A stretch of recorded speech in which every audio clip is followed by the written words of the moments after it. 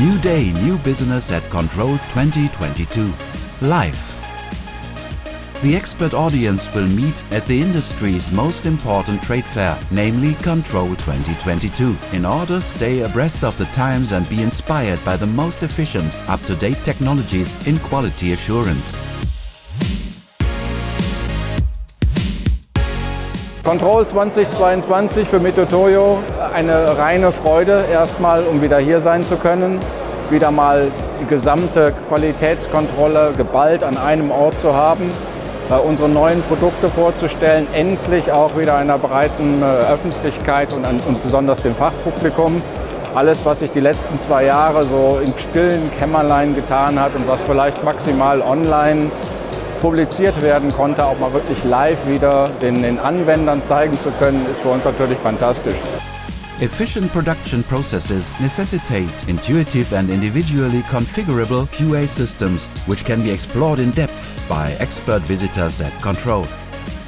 For Nikon Metrology, we're really happy to be back at Control 2022. Now, first of all, because we are just really happy to be back together after 2 difficult Corona years. But also, in the past 3 years, basically since the last Control exhibition, Nikon Metrology developed much more sophisticated measurement solutions for your production shop floor. And in these solutions, Nikon Metrology products, of course, are key. But maybe even more important, our knowledge how to make these products part of bigger metrology solutions is even more interesting for you. More interesting for you now, and certainly more interesting for you also in the future.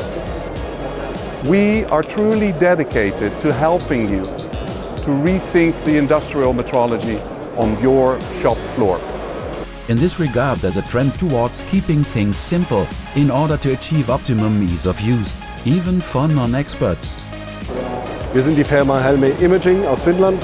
Wir sind hier auf der Control-Messe, um unser Oberflächenprüfgerät vorzustellen. Benefits speziell sind die 3D-Freiformflächen, Hochglanzchrom, alles was spiegelnd können wir prüfen.